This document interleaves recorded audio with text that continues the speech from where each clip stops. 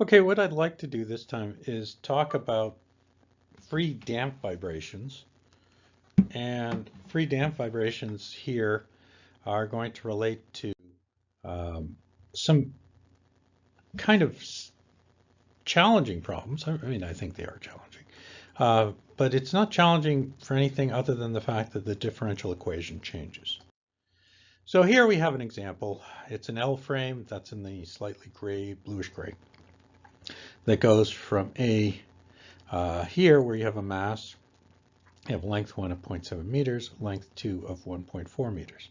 You have a spring constant of 20 newtons per meter and omega of the system that you need to calculate to determine what the amplitude of the vibration is.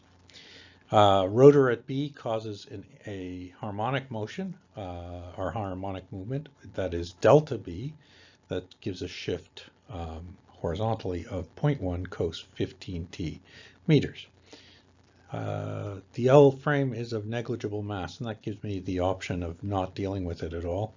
And you're asked to find the amplitude of the vibrations.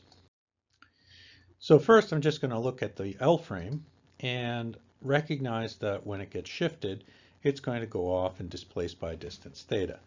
X, Y is given in the coordinate system at the upper right, and G is acting downwards.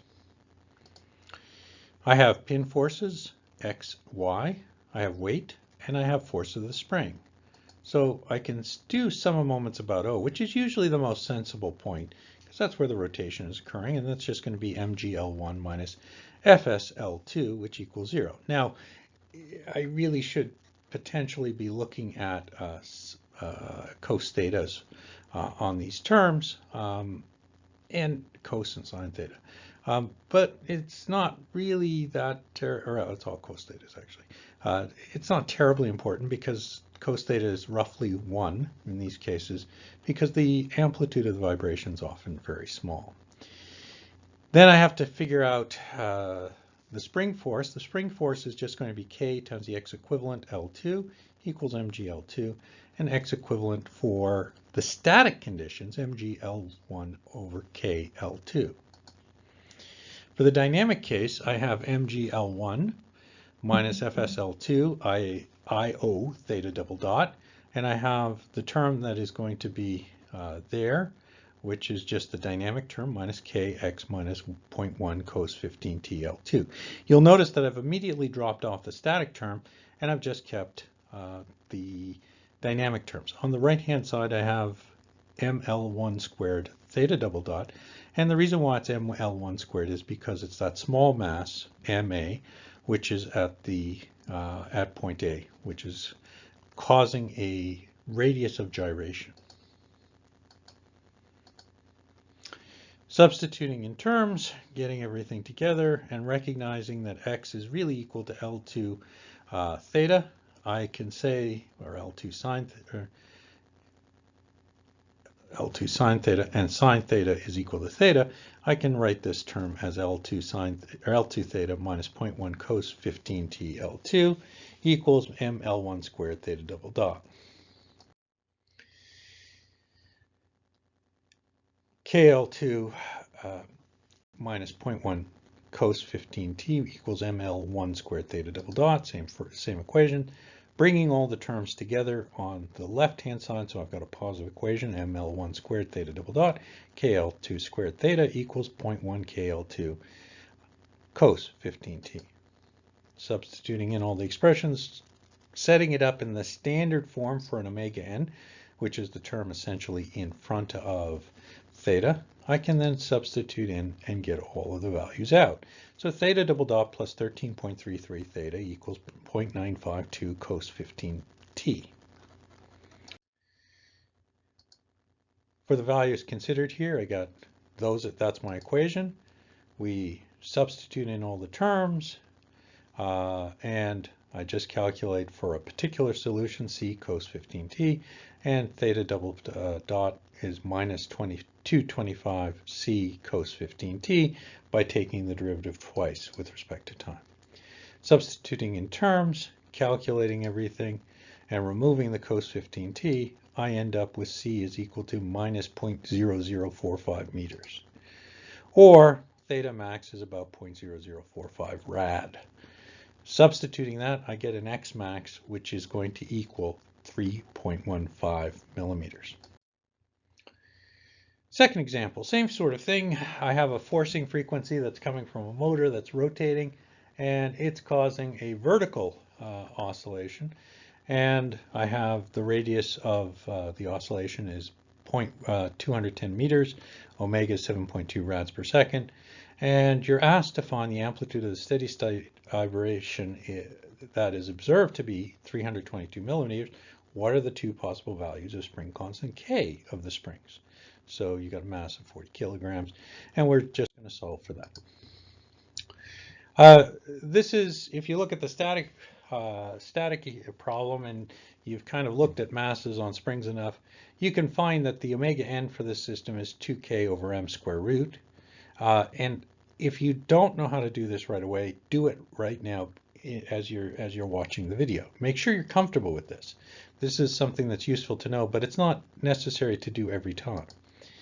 The amplitude of the vibrations is f naught over k, 1 minus omega over omega n squared, sine omega naught t. That's the particular solution.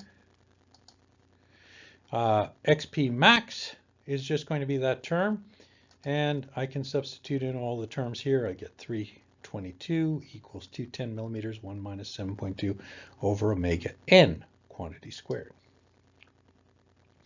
I will get two values of omega n. Omega n at 12.2 rads per second or 5.6 rads per second. It's a quadratic.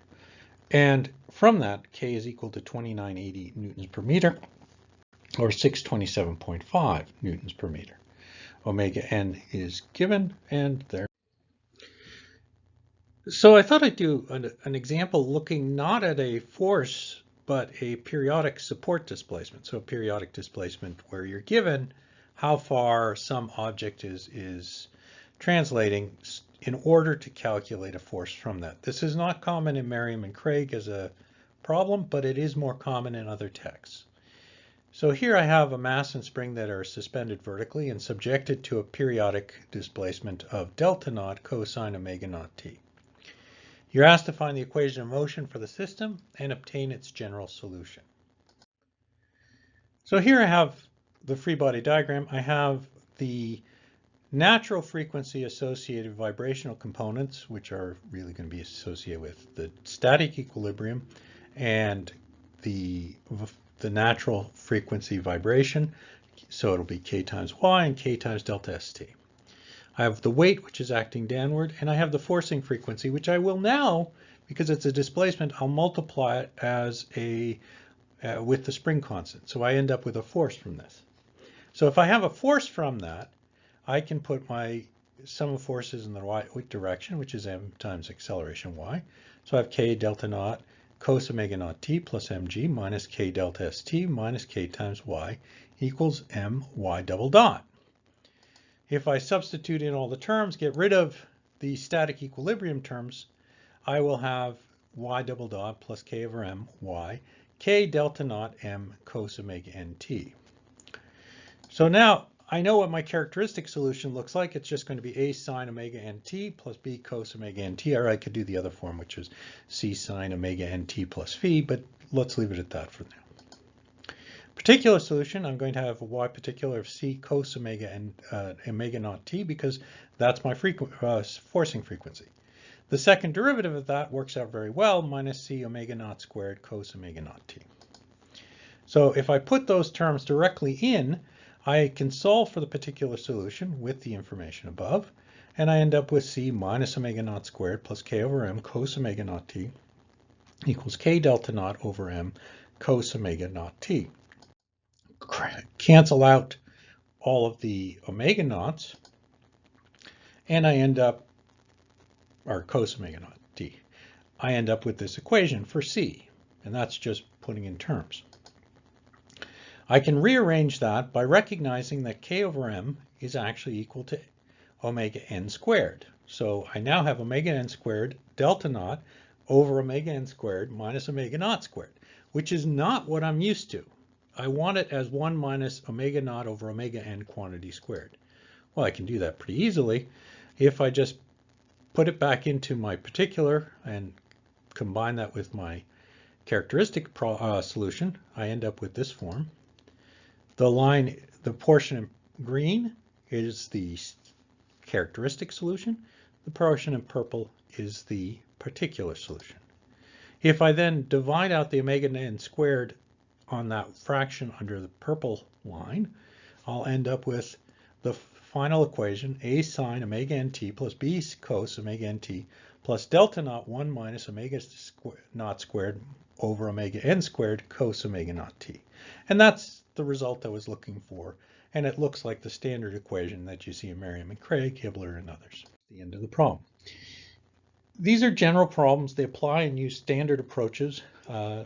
Be comfortable with them and look at how they're done and make sure you know how to do them in on the various types of practice problems you have.